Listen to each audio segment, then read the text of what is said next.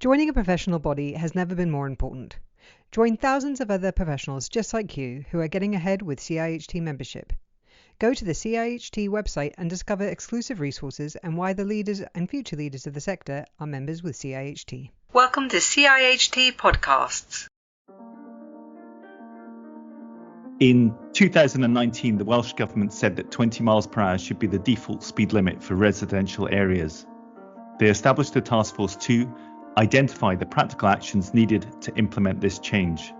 The task force was led by Phil Jones, and I'm delighted to be joined by Phil today to understand how, in July of 2022, the Welsh Government decided to announce that this change was to happen.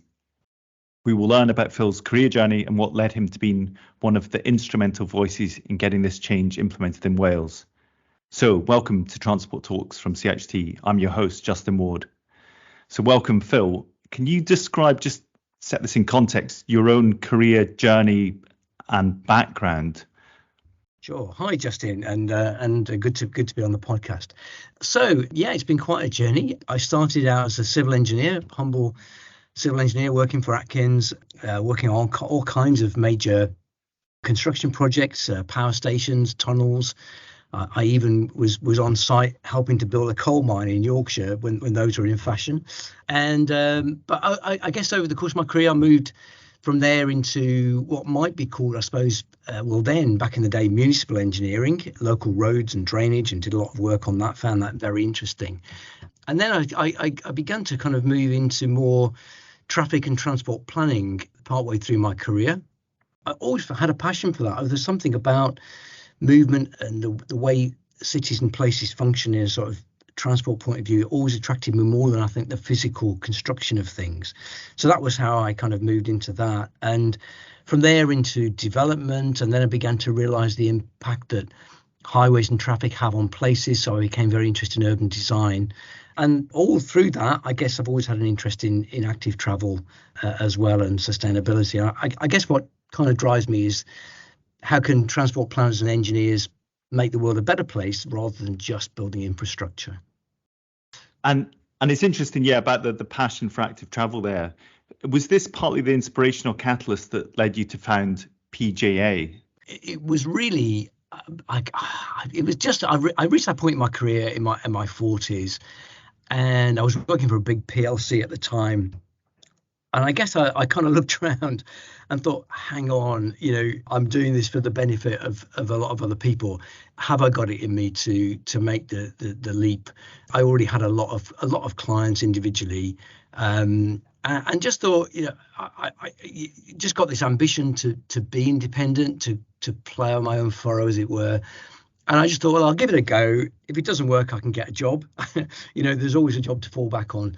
So I lucky enough, my wife had a good job and the mortgage was kind of covered, and well, let's just give it a go. And I started out literally on my own with a couple, and then acquired a couple of freelancers to help me. But very quickly it grew, and we now well over 100 people operating out of 8 offices. So it's been quite a journey from 2003. So it's the company's 20th birthday next year since we started. And looking back again, you were involved in helping create Manual for Streets in 2007. How did you get involved in that? So that was an interesting piece of work. So I was working for WSP at the time, and it was around the time when, for those old enough to remember, we had PPG 3 and then PPS 3, which was about the quality of new housing, a lot of which we still see today. There's a recognition that the new housing was not delivering good places. And there was a research project that was put out by the Department for Transport and the Office of the Deputy Prime Minister, as they were called then, now called DLUC, the Planning Ministry. And it was to look at the mismatch between highway standards and good placemaking. And the research brief was, is there a problem? And if there is, what do we need to do to fix it? And it was a really interesting piece of work, lucky enough to land that. And we worked with others. We worked with David Locke Associates, I think, on the study. And we concluded, not surprisingly, there was a big problem. There was a DB32 was then the guidance, very, very prescriptive when it came to the design of residential roads. And the feeling was that was just not consistent with where government policy was at the time with PPG3. And so we said, what do we need to do about it? I should say the report came out as another better. It was called Better Streets, Better Places, published in 2003. And one of the things it recommended, he said, we have a design manual for roads and bridges, but there is a difference between roads and streets, and we need a manual for streets. So that study, and I think it was, I think I actually put a call out on our company intranet saying, what do we want to call this document? And I think we should call it Manual for Streets. Anyone got any better names? And nobody did have a better name, so we called it Manual for Streets. So we said, we need Manual for Streets. And that was the recommendation. And then when the government put out the brief to write it, I'd already left and founded PJA by then, but I joined forces with others, WSP, and was part of the team that helped to write it. So, I kind of helped to create that research study created the need for it, and then we turned it into reality. And you mentioned streets, which I guess is the core of today about what's happened in Wales and residential streets there, and this kind of global first in some way. I'm kind of interested to know, this is the default speed limit now for residential areas, and how well has this been received in Wales, and have some areas been more positive than others? What's the feeling now? We're kind of still early days in it, but what's the mood music? Yeah, well, it still hasn't happened yet, of course. I mean, all that has happened is, we perhaps come back to it, there was the task force report, which paved the way, 2019 to 2020, that recommended how this should be done. And then the Senate, the Welsh Parliament, voted to approve the recommendations of the task force. And then much more recently, in July of this year, the Welsh Government, or the Senate again, has passed now the legislation to bring it into force. And the new default will operate from September next year. We're still partway through the process. So the actual establishment of the new 20 mile an hour default for roads with street lighting, that's how it's going to work. It hasn't actually happened yet. What has happened is that there's been a representative survey. So a balanced survey was carried out, and that found, in the run up to the vote, about 80% of people in Wales supported the idea of 20 miles an hour in residential areas. So that was very positive as a sort of abstract question. And then there was, again, in the run up to the vote, there was a public consultation, and that actually did found a slight balance of negative views against it. But it was very much a self-selecting survey, and something that those of us advising Welsh Government actually did say, you need to be really careful with kind of open surveys that have no mechanism to make sure they are representative of the general population. People are much more motivated, sadly, to object to things than to support things. If you read the newspaper and think, oh yeah, I kind of agree with that, then that's fine. You think, well, that's going to happen anyway. If you're fired up against it, you think, no, I disagree with that, and you're much more motivated.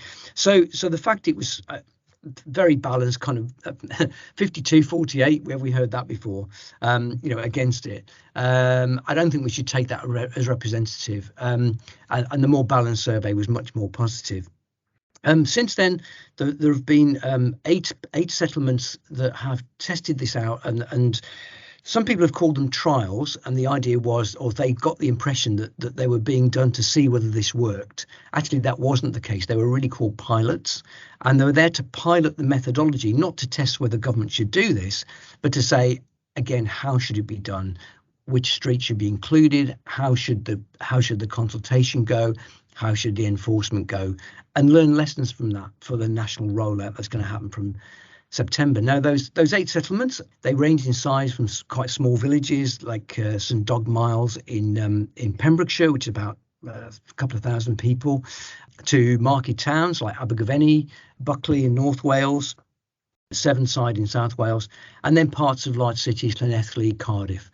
We've heard quite a bit from some of the ones where there's been some backlash. Buckley in particular, been quite negative comments. Sevenside in Monmouthshire was one particular street, an area that the council fairly recently changed back to 30. But generally, I would say that the majority of the 20 mile an hour pilots seem to have gone through without too much aggravation and settling down quite nicely. And St Dogmiles, for example, has been really positive about it. There's been huge support for it. So, yeah, I think it's mixed, but overall, on balance, I would say it appears most of the pilot settlements, do welcome the shift that's happened. Did the data from the pilots show any clear costs and benefits? What was the kind of robust evaluation of those pilots? But they haven't actually been evaluated yet. I mean, that's the point. I mean, they were pilots rather than trials. So the decision was already taken to proceed with default 20. The pilots were not to inform that decision. The pilots were just to inform the process, but the decision had already been taken. We will do this. So in a way, the data on which informed the Welsh Government's decision to adopt default 20 were previous studies in other places, in England, Bristol, Edinburgh, London. So lots of data that showed that this works. There was actually a guy called Dr. Adrian Davis, who's was part of the task force and still working with Adrian. Really knowledgeable guy, much more so than me about the kind of the actual evidence base for 20.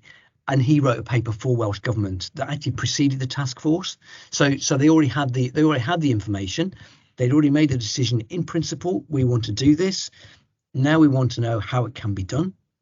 What are the steps that we need to do it? And then in the light of all of that, they took the decision to say, yeah, we accept this recommendation. We're going to draw up the legislation. And then they passed the legislation in July. So it's been a process. So the pilots were just something along the way. They weren't a kind of binary thing. If we don't find collisions go down in Abergavenny, we're not going to do it. That decision's already been taken. The Abergavenny pilot was really to say, how has the public received this? How's the enforcement going? Have we got the right exceptions to it? To inform the national, what we call the national rollout. To inform, so a pilot, if you think of a pilot boat, the pilot doesn't tell the super tanker whether to go into port. The super tanker is going to go into port. The pilot shows the way.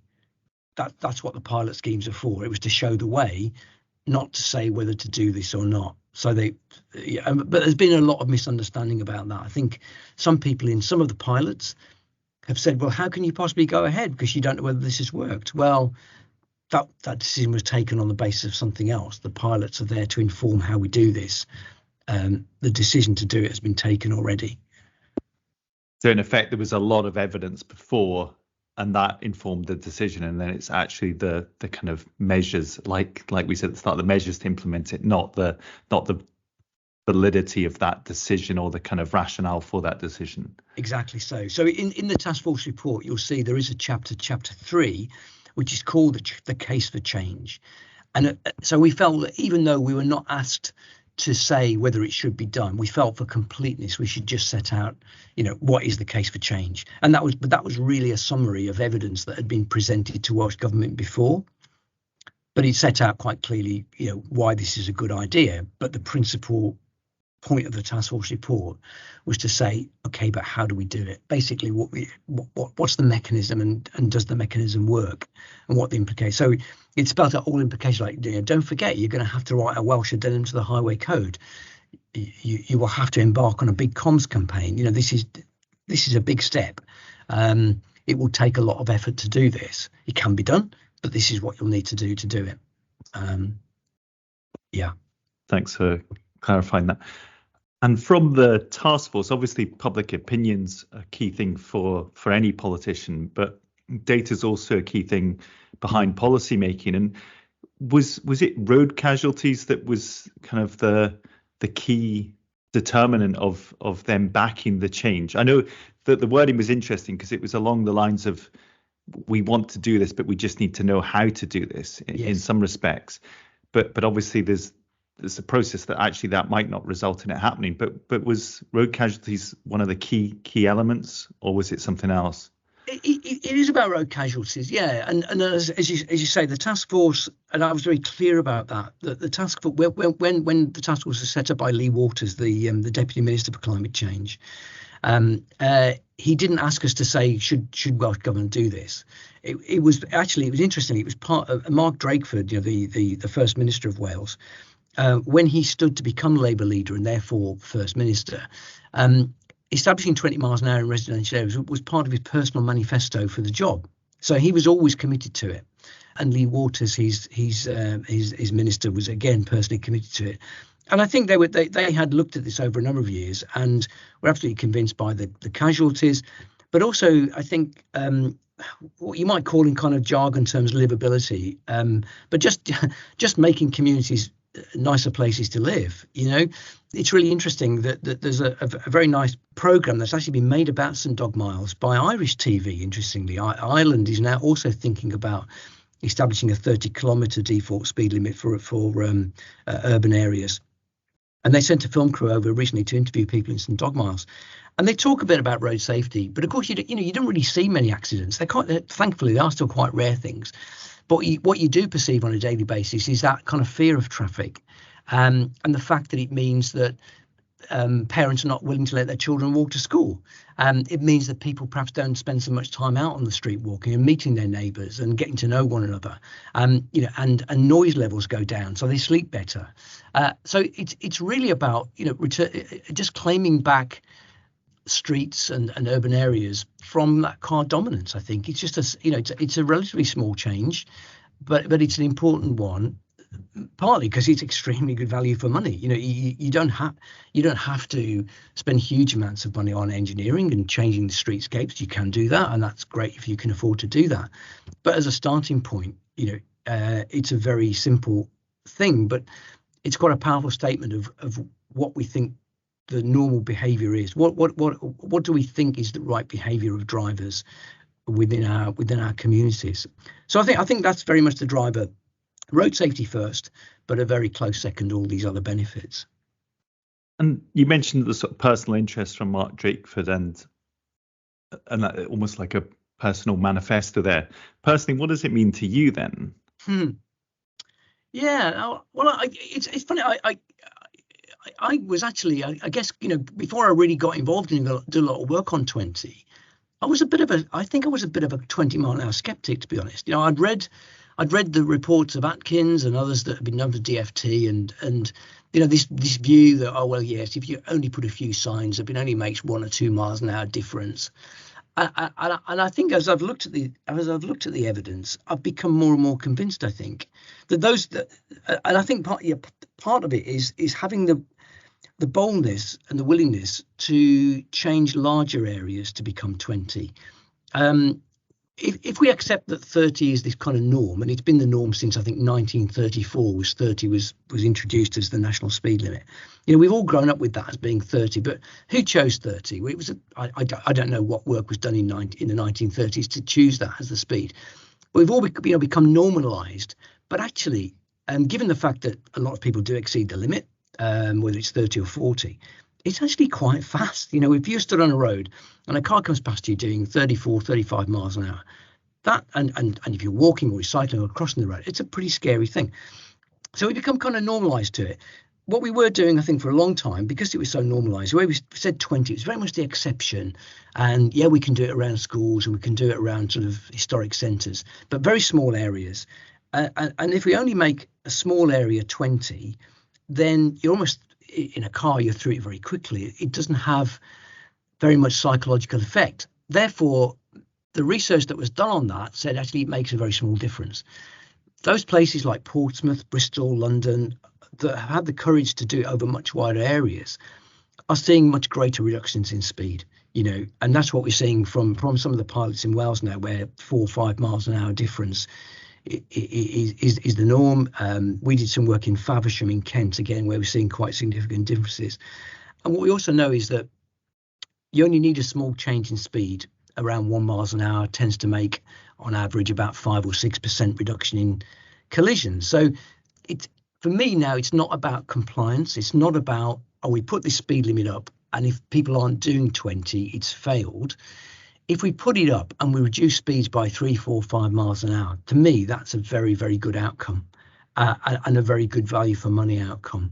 So I think, what it means to me, I guess, is having seen the evidence of where authorities have had the courage to make the change, we are seeing quite significant benefits, more than I think many people believe is the case. And you mentioned it's still early days. It's not actually there widespread across Wales, but obviously the intent has been signalled. And the General Assembly of the United Nations announced that 20 is plenty. So that's 20 miles per hour should be the limit wherever pedestrians, cyclists, or other vulnerable users mix with motor vehicles. So they've announced that, Yes. And that was in 2020 at the meeting in Sweden through the Stockholm Declaration. Yeah, and so what Wales has done, has there been interest from other countries in this, in terms of that announcement, or is it kind of wait and see and that might pick up? No, there isn't. There is certainly. Well, Spain actually. I think they did this possibly just after the Stockholm Declaration. But yeah, Spain has changed the national default for roads in urban areas to 30 kilometres. And I was in Spain fairly recently, and yeah, you can certainly see that those have been introduced about a year ago. And I think they introduced 20 kilometres where there are streets with no pavements. And I even saw in Barcelona some streets with 10-kilometre speed limits. So Spain has gone down that route. I did see about a year on evaluation, and they've already reporting, I think, about 15% reduction in casualties. So yeah, so Spain, as I mentioned, Ireland is conducting a review, I understand. Scotland, the government in Scotland is thinking about it. They're watching Wales very closely. Very interested in the outcome, and I think I'm sure there is interest in England as well. I know from speaking to officials at DfT who've been quite helpful because obviously what Wales is having to be done over the last couple of years is grapple with all of the legislation and how does that work, and how's the traffic signs manual going to change, and all of that in Wales, and the highway code. There's some quite the law change is very simple, but the consequences are quite significant. And DfT officials have been very helpful speaking to Welsh officials about how that should all work. And I know there's a lot of interest. So yeah, I'm sure that there will be international focus on Wales as to how this goes. And it's interesting the timing, isn't it? Obviously, you're saying Scotland's watching closely what's happening in Wales, and England probably maybe not so audibly, but actually quietly thinking about this quite carefully. In terms of Wales as a society, and in terms of probably the wider UK, as I mentioned, how tolerant are we of having a lower limit? And is this the right policy at the right time? Or could it have been done earlier? Or if it was done earlier, would we have had more opposition, say, a decade ago? What's your thoughts on that in terms of the appetite for this? I think it is growing. I think there has been a shift. Yeah. So. And it's interesting, as you look back over the years, I've seen various iterations of government policy on speed limits, and they have shifted over time to become more favourable towards lower speed limit. I mean, now, for example, the current circular in England, Circular 1 of 13, is actually quite positive towards 20 limits. It's still, you can read it and say, well, if the existing speed is above 24, then you kind of, it implies that you need traffic calming, which I know some authorities do take that view. But other authorities, Oxfordshire, for example, has moved away from that. They say, we do not regard the existing speed of a road as indicative of what the speed limit should be, which is quite a break, really. So we have seen a shift, and I think it's happened over the last, probably the last, some time really, but particularly over the last 10 years. I think since authorities like Bristol, London, began to establish 20-mile-an-hour limits over wider areas, and people have seen it and seen that it works. So I think attitudes are shifting. So would it have happened before? No, probably not. I think that the time is right now, and you are seeing a lot of communities around the country calling for 20 limits. I think probably the pandemic, maybe the experience of the pandemic might have changed things a little bit. Just that time in the spring of 2020 when suddenly all the traffic kind of went away. And I think people can think back to that and what it was like and how it felt to live in a place that wasn't as car dominated. And actually, there was something in that we'd like to get back to. So a bit about the pandemic being a rethink for how we work and how we live, and maybe the speeds that we accept or tolerate on our roads. Yeah. In terms of that sort of rethink, what do you think are the next steps for the transportation industry in that wider rethink sense, and how can transportation professionals help achieve these? Any kind of wide thoughts on the sector? Gosh, well, I think the challenges are absolutely enormous, aren't they? We've got the climate emergency, we've got the health emergency, and travel and transport is absolutely crucial to both of those. You only have to look at the government's decarbonisation plan, and transport is now the sector of the economy that generates more carbon, more greenhouse gases than any other. So our profession has an enormous responsibility, I think, to try and help to solve these problems. And one intervention like 20 miles an hour is not going to do it. It's not going to solve the problem. Neither is electric vehicles or even active travel in public transport. I think it's all of the above. I think we have an absolutely central role to play here, whether that is enabling people to move more sustainably, more healthily in existing places, or helping to plan and design new places, new developments that, again, I wouldn't say encourage, I'd say actually enable sustainable travel, because I think we've been encouraging for a while, and then we've been kind of building big roads that actually encourage the opposite. I think we have to do a bit more than that, and we actually have to enable people or even almost prioritize people to make it, as the government said, make walking and cycling the first choice for short journeys and public transport the first choice for longer journeys. I think we've got an absolutely central role to play to deliver that. As we said with Wales, I think we know what we have to do. So the focus now should be on how we do it, not whether we think this is a good idea, because I think that's pretty clear. I was going to ask what drives your passion for active travel, but it probably is the answer is those big societal challenges and enabling people to live more healthily and address emissions and so on. So I feel that probably the answer might be what drives your passion is the answer those points, and the answer might be yes, but maybe you want to add something to that. Yeah, I think, and maybe that's part of why I moved away from, when I started my career, I was originally a civil engineer designing concrete beams and tunnels and stuff like that. And while that was a very interesting technical challenge, I just felt that wasn't kind of addressing directly the big questions. And so, yeah, I guess over my career, I've become much more interested in attitudes and almost politics, not with a big P, but with a small p, about, the choices that we make. And I think as a profession, we shouldn't shy away from having a view and helping to shape the debate and helping to encourage the decisions that we think are the right decisions, and not just being we'll do what our political masters tell us to do, but actually we have a voice, and we should say, because we know things, we know what works and we know what doesn't work, and we should get involved. Yeah. Well, going back to the start about you being an instrumental voice in making that change happen in Wales, thanks so much for your time. That was an interview with Phil Jones, who led the task force that led to the implementation of the default speed limit for 20 miles per hour in residential areas in Wales to happen. So thanks very much, Phil. Joining a professional body has never been more important. Join thousands of other professionals just like you who are getting ahead with CIHT membership. Go to the CIHT website and discover exclusive resources and why the leaders and future leaders of the sector are members with CIHT.